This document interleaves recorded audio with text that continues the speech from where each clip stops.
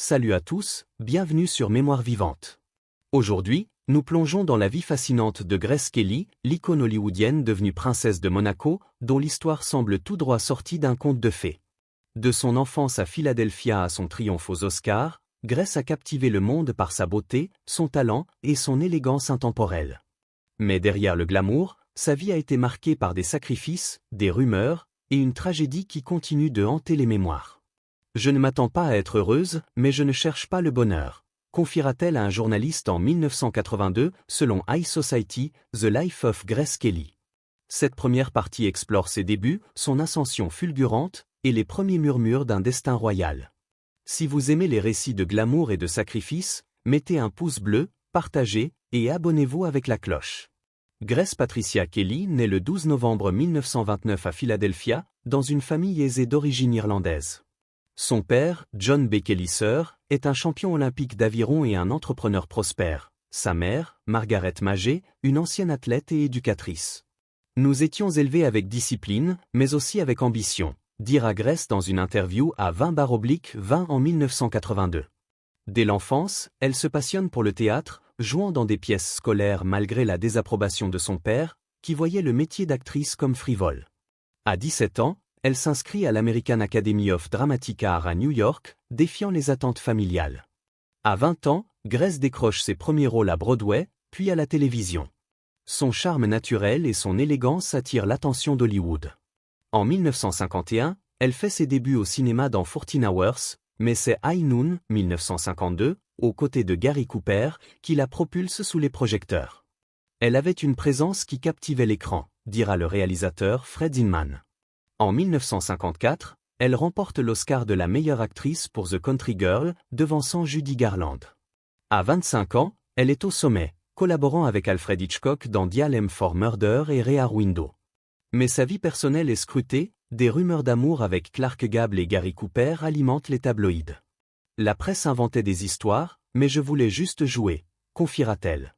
En 1955, Grace est fiancée à Oleg Cassini, un créateur de mode. Des lettres découvertes lors d'une vente aux enchères révèlent un amour profond, « Tu es tout pour moi », lui écrit-elle. Pourtant, un voyage à Cannes va tout changer. Invitée à une séance photo au Palais de Monaco, elle rencontre le prince Régnier III, orchestré par Olivia de Havilland.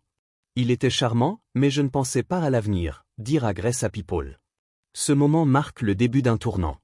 Comment une star d'Hollywood est-elle devenue une princesse? La suite explore cette rencontre fatidique. En mai 1955, Grace Kelly, au sommet de sa gloire, rencontre le prince Régnier III de Monaco lors d'une séance photo arrangée. Ce moment, digne d'un film hollywoodien, marque le début d'une romance qui captivera le monde. Il était différent, réservé, mais fascinant, confiera Grace à son amie Judith Balabankin. Cette deuxième partie explore leur cours à distance, la proposition précipitée, et les pressions derrière ce mariage royal. Était-ce un amour véritable ou un arrangement stratégique? Si cette histoire de glamour et de politique vous intrigue, likez, partagez, et abonnez-vous avec la cloche. Le 6 mai 1955, Grace, fraîchement oscarisée pour The Country Girl, arrive au Palais de Monaco après une série de contretemps, une grève coupe l'électricité à Cannes, elle coiffe ses cheveux humides avec des fleurs. Régnier, 31 ans, est séduit par son naturel. L'atmosphère a changé, ils se sont détendus, racontera leur fils, le prince Albert, à People. Leur correspondance commence, des lettres poétiques échangées à travers l'Atlantique. Il écrivait avec une telle élégance, dira Grace dans My Days with Princess Grace of Monaco. Mais Grace est fiancée à Oleg Cassini. Elle m'aimait, mais ses parents ne m'approuvaient pas, dira Cassini. En décembre 1955, Régnier visite Philadelphia et propose à Grace après seulement 2 semaines de rencontres physiques. C'était rapide, mais je sentais que c'était juste, confiera Grace. Pourtant, des rumeurs suggèrent des motifs moins romantiques. Selon Once Upon a Time de Girandi Taraborelli, les parents de Grace l'auraient poussé vers Régnier, voyant en lui une opportunité prestigieuse. De plus, Monaco, en difficulté financière, avait besoin d'un regain de tourisme. Aristote Onassis, actionnaire du casino de Monte-Carlo, aurait suggéré une épouse hollywoodienne pour sauver Monaco. Grace passe un examen médical pour prouver sa capacité à produire un héritier, exigence liée à l'accord entre Monaco et la France. Son père paie une dot de $2 millions, un montant controversé. Ma fille n'a pas besoin de payer pour se marier, aurait protesté John Kelly. Le 5 janvier 1956, leur engagement est annoncé à Philadelphia. Comment ce mariage a-t-il transformé Monaco?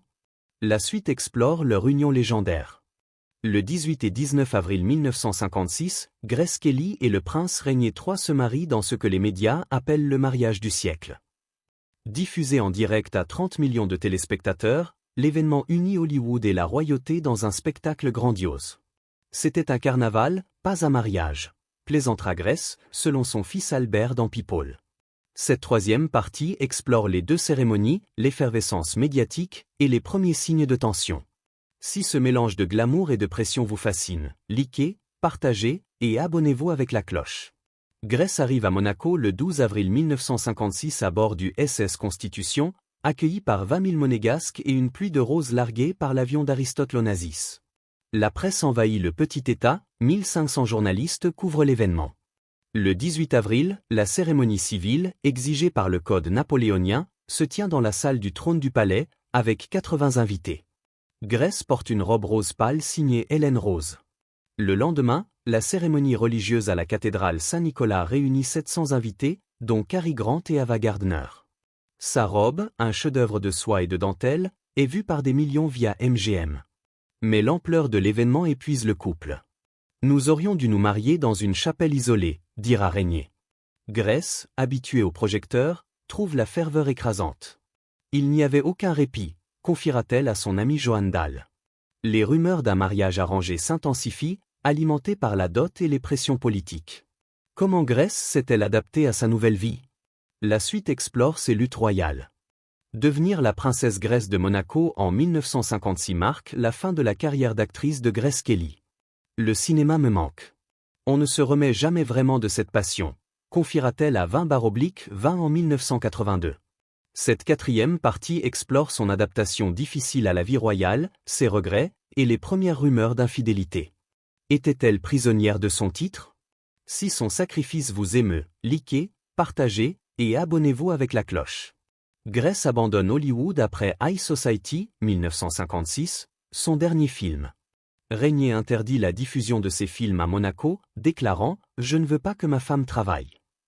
C'était comme perdre une partie de moi, dira Grace à son biographe James Spada.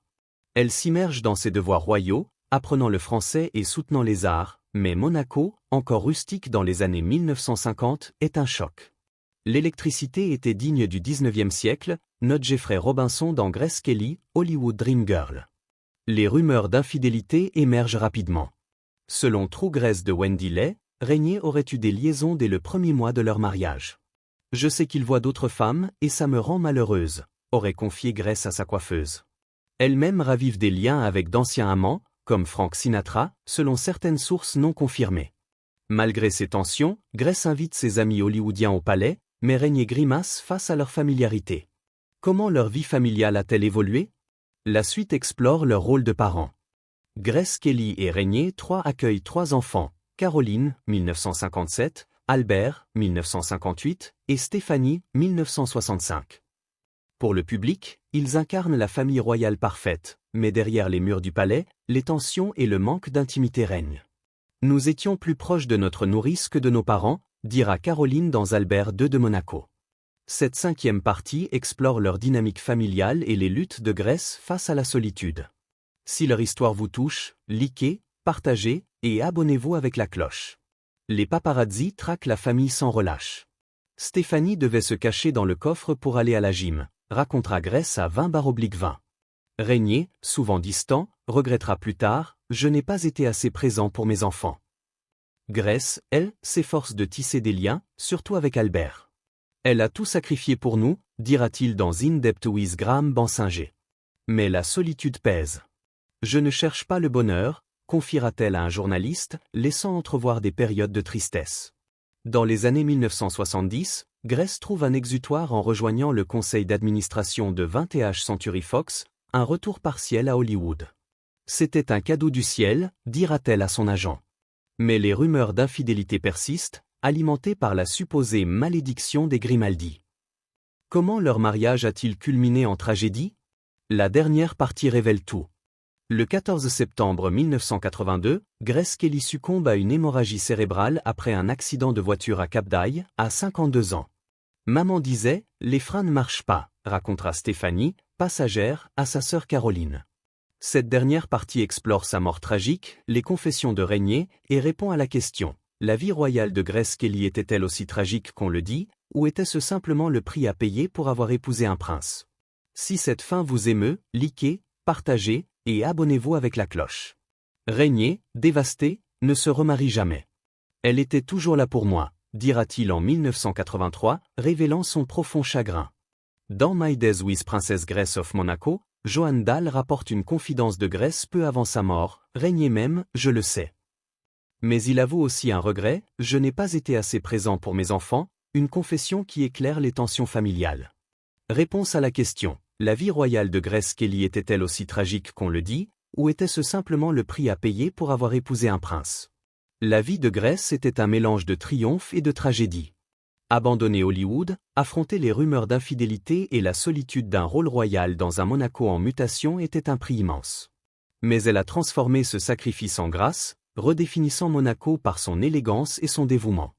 Sa mort tragique, peut-être amplifiée par la légende de la malédiction des Grimaldi, ne doit pas éclipser son amour pour Régnier et ses enfants.